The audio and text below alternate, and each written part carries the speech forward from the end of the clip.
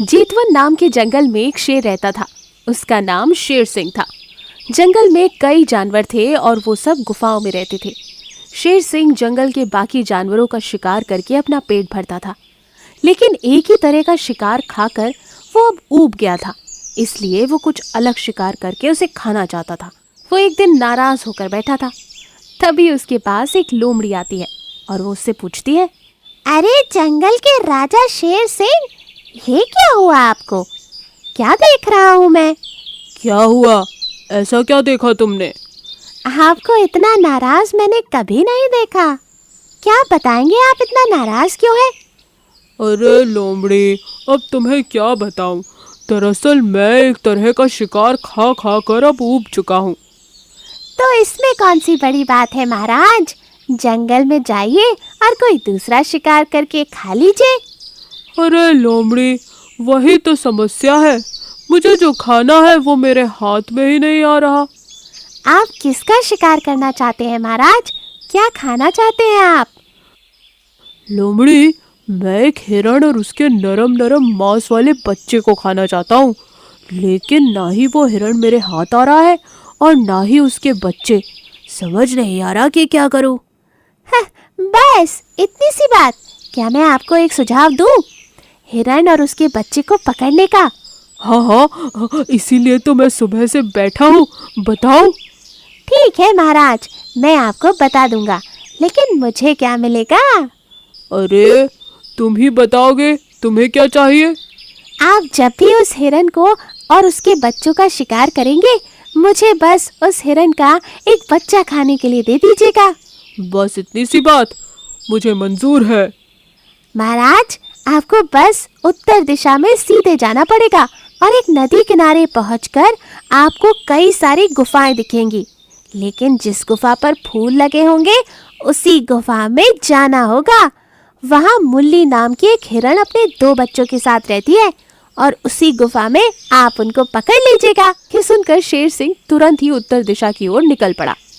वो कुछ ही देर में नदी के पास पहुंचता है और उसे पेड़ पौधे और फूल लगे हुए वो गुफा दिख जाती है। शेर सिंह जल्दी से उस गुफा के अंदर जाकर उस हिरण के और 2 बच्चों का इंतजार करने लगता है। थोड़ी ही देर में मुल्ली हिरण उसके 2 छोटे छोटे बच्चों के साथ आती है। तभी मुल्ली हिरण पंजों के निशान देखकर रुक जाती है और वो समझ जाती है कि कोई उसकी गुफा के अंदर गया है, लेकिन वो वापस बाहर नहीं आया। मुल्ली को खतरे का अंदाजा हो जाता है। तभी एक बच्चा उससे पूछता है, माँ माँ, हम यहाँ क्यों खड़े हैं? अंदर क्यों नहीं जा रहे? जल्दी चलो ना, मुझे बहुत जोर की भूख लगी है। चलते हैं बेटा, लेकिन थोड़ी देर के बाद। मुल्ली दोनों बच्चों को एक सुरक्षित जगह पर रखकर वापस आती है और गुफा के सामने खड़े होकर वो आवाज लगाती है, लेकिन कोई आवाज वापस नहीं आती। वो फिर से आवाज देती है, कहती है, अरे ओ गुफा, आज बात क्यों नहीं कर रही हो? रोज तो मेरा बड़ा स्वागत करती हो, लेकिन आज क्या हुआ? रोज कहती थी, आओ मुल्ली, मेरे पास तुम सुरक्षित हो। फिर आज क्या हुआ तुम्हें? फिर भी गुफा से कोई आवाज नहीं आती। इधर गुफा में बैठा शेर सिंह सोचता है, सच में ये गुफा मुल्ली के साथ बात तो नहीं करती। अगर मैं इस हिरण के साथ बात नहीं करूँगा तो ये चली जाएगी, अंदर नहीं आएगी और ना ही मुझे शिकार करने मिलेगा। मुझे इसकी बात माननी ही पड़ेगी। तभी शेर सिंह जोर से कहता है, मुल्ली तुम आ गई, जल्दी से अंदर आ जाओ, अंधेरा हो गया है, बाहर खतरा है, आ जाओ अंदर। आवाज सुनते ही मुल्ली वहां से भाग जाती है, अपने बच्चों को लेकर दूर चली जाती है और मुस्कुरा कर कहती है, अच्छा हुआ मैंने समय पर चालाकी दिखाई, वरना आज मेरे साथ मेरे बच्चों की जान भी चली जाती। इधर शेर सिंह थोड़ी देर बाद गुफा से बाहर आता है, लेकिन उसे कोई नहीं दिखता। ये देखकर वो समझ जाता है कि वो हिरण उसे बेवकूफ बनाकर भाग गया।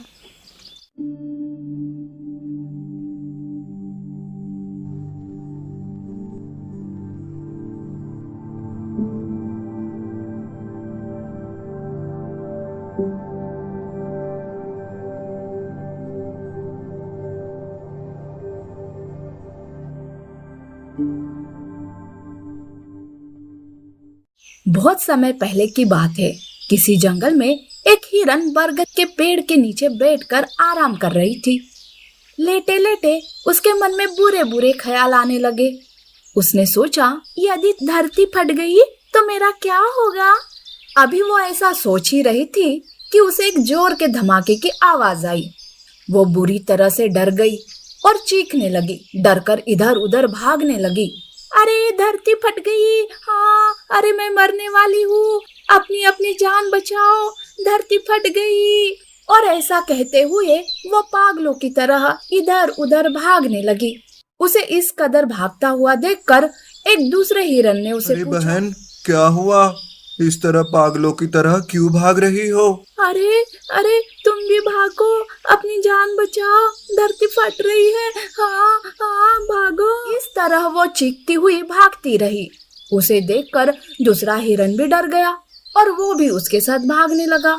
अब तो वो दोनों एक साथ चिल्ला रहे थे, भागो भागो, धरती फट रही है, भागो। देखते उनके साथ सैकड़ों हिरन इस बात में जुड़ते चले गए और अब सारे हिरन एक साथ दोहरा रहे थे, भागो, धरती फटने वाली है, भागो। हिरनों के झुंड को इस तरह भागता हुआ देखकर अन्य जानवर भी डर गए। धरती फटने वाली है, जंगल में आग लगने वाली है, ऐसा कह कर सबको पता चल गया कि अब धरती फटने वाली है। चारों तरफ जानवरों की चीख पुकार मच गई। सियार, लोमड़ी, हाथी, घोड़े, जेब्रा आदि सभी झुंड में शामिल हो गए। फैले हुए इस हल्ले को देखकर गुफा में विश्राम कर रहा शेर बाहर निकला और अपने आंखों पर उसे यकीन ही नहीं हुआ। सारे जानवर एक ही दिशा में भाग रहे थे। वो उछलकर सबके सामने आया और गूंजती हुई दहाड़ के साथ बोला, अरे ये क्या पागलपन है? क्या भागा दौड़ी लगा रखी है? क्या चल रहा है यहाँ? महाराज, धरती फटने वाली है, आप भी अपनी जान बचाइए महाराज। तब शेर कहता है, किसने कहा कि धरती फटने वाली है? शेर ने सवाल पूछ लिया। सब एक दूसरे की तरफ देखने लगते हैं। फिर बंदर बोला, मुझे तो ये बात चीते ने बताई थी। ऐसा करते करते सारा रास्ता खुलते खुलते सबसे पहले हिरन पर बात आई। हिरन को शेर के सामने लाया गया। तुमने कैसे जाना कि धरती फटने वाली है? शेर ने ऐसा गुस्से से पूछा। मैंने अपने कानों से धरती के फटने की आवाज सुनी थी महाराज। हिरन ऐसा डरते हुए उत्तर देती है। ठीक है, चलो मुझे उस जगह ले चलो और दिखाओ कि धरती कहाँ से फट रही थी। ऐसे कहते हुए हिरन शेर को गई। बाकी के जानवर भी उसके पीछे पीछे चल दिए। आखिर सभी डरे हुए थे। बरगद के पास जिस पेड़ के नीचे वो हिरन बेटी आराम कर रही थी, वहां जाकर उसने बोली, मैं यही सो रही थी महाराज कि तभी जोर की धरती फटने की आवाज आई।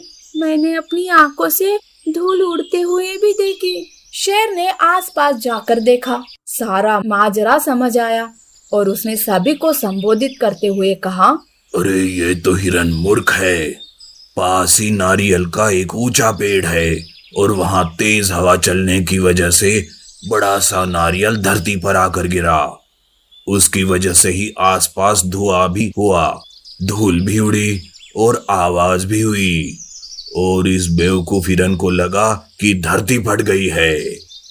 शेर ने बोलना जारी रखा, भाइयों, ये तो हिरन है, पर क्या आपके पास अपना दिमाग नहीं है? आपको किसी की भी बात पर आने से पहले खुद का दिमाग लगाना जरूरी होता है। अब सब अपने अपने घर चले जाओ और आइंदा इस तरह की किसी भी अफवाह पर भरोसा रखने से पहले 10 बार सोचना। सारे जानवर अपने अपने घर चले गए। तो इस कहानी से क्या पता चलता है कि किसी भी बात पर आग बंद करके यकीन नहीं करना चाहिए। अपना दिमाग जरूर लगाना चाहिए। एक जंगल था पहाड़ियों से घिरा हुआ। उस जंगल में शेर खान का राज चलता था। शेर खान इतना खूंखार था कि जब भी मर्जी होती तब किसी भी जानवर को मारकर खा जाता। सभी जानवर उससे हमेशा डरे हुए रहा करते थे। जब शेर का आतंक बहुत ज्यादा बढ़ गया तो छोटे छोटे जानवर जैसे खरगोश, घोड़ा, हिरन आदि हाथी के पास सहायता मांगने पहुंचे। खरगोश बोला, हाथी दादा, आप ही हो जो हमें शेर का शिकार होने से बचा सकते हो। प्लीज हमारी सहायता करो। सहायता तो मैं तुम्हारी करना चाहता हूँ। इस बार तो मैं तुम्हें बचा भी लूंगा, लेकिन फिर दोबारा कोई तुम्हारा शिकार करने आया तो अब क्या करोगे तुम? सभी जानवर सोच में पड़ गए। हाथी के सवाल का जवाब किसी भी जानवर के पास नहीं था। खरगोश बोला, फिर हमें क्या करना चाहिए? आप ही बताओ ना। खुद शेर का मुकाबला करो। ये बात तो सुनकर सभी जानवर हैरान हो गए और परेशान भी। खरगोश बोला, लेकिन हम तो छोटे छोटे जानवर हैं। हमारी शक्ति इतनी नहीं है कि हम शेर का मुकाबला कर सकें। दोस्तों, ये जरूरी नहीं है कि लड़ाई हमेशा ताकत से ही जीती जाए। शेर के पास अगर तुमसे ज्यादा ताकत है तो तुम अपनी बुद्धि का इस्तेमाल करके उसे हराओ। उन छोटे छोटे जानवरों को हाथी की ये बात बहुत अच्छी लगी और वो सभी अब आत्मविश्वास से भरे हुए थे। खरगोश बोला, हाँ, हम सभी जानवर अपनी बुद्धि से उस खूंखार शेर को हराएंगे। फिर सभी जानवर अपनी अपनी बुद्धि लगाकर शेर को हराने के बारे में योजना सोचने लगे।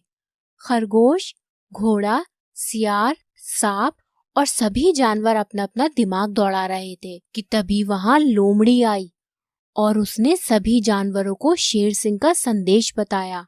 मुझे हर रोज एक शिकार मेरी गुफा में चाहिए वरना मैं सभी जानवरों को एक साथ मार डालूंगा।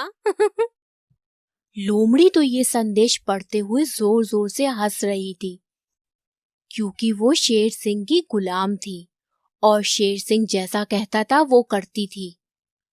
लेकिन इस संदेश से सभी जानवर बहुत डर गए। लेकिन खरगोश की दिमाग की बत्ती जली और उसने लोमड़ी और शेर के लिए एक प्लान तैयार किया। खरगोश बोला, दोस्तों, ये लोमड़ी शेर सिंह की गुलाम है।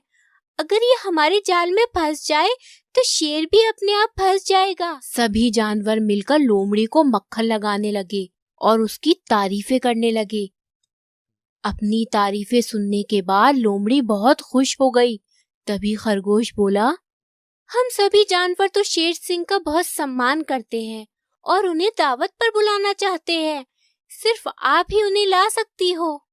लोमड़ी अपनी तारीफों के कारण बहुत खुश थी और शेर को दावत पर लाने वाली बात मान गई और सभी जानवर भी खुश थे क्योंकि उनका प्लान कामयाब हो रहा था। लोमड़ी वहां से चली गई और शेर को सारी बात बताई। शेर ये सोचकर बहुत खुश हुआ कि उसे दावत में कई जानवर खाने को मिलेंगे और इसके लिए उसे कोई मेहनत भी नहीं करनी पड़ेगी। शेर दावत में जाने के लिए तैयार था और उधर सारे जानवर भी प्लान तैयार करके शेर और लोमड़ी का इंतजार कर रहे थे।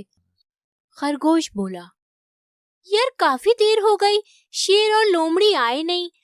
कहीं उन्हें हम पर शक तो नहीं हो गया? हाथी बोला, थोड़ा सब्र रखो नन्हे खरगोश, वो दावत खाने जरूर आएंगे। कुछ ही देर में शेर और लोमड़ी वहां पहुंच गए। सभी जानवर शेर और लोमड़ी को देखकर बहुत खुश हुए। हाथी बोला, आइए शेर सिंह जी, आइए आइए, हम सब आप ही का इंतजार कर रहे थे। शेर बोला, हम बहुत खुश हुए कि तुम लोगों ने मुझे दावत के लिए बुलाया। बताओ, कहाँ है मेरा शिकार? खरगोश बोला, शेर जी, आप जंगल के राजा हैं, इसलिए हमने आपकी दावत का इंतजाम एक आलीशान गुफा में किया है। आइए। सभी जानवर सामने गुफा तक शेर और लोमड़ी को लेकर गए। खरगोश बोला, इस गुफा में खूब सारे जानवर हैं, आप जितना मर्जी खाइए। शेर और लोमड़ी गुफा में जाने लगे। तभी शेर को कुछ याद आया। शेर बोला, तुम लोगों ने मेरे लिए कोई जाल तो नहीं बिछाया है? खरगोश बोला, नहीं सरकार, हमारी इतनी हिम्मत कहाँ। शेर बोला,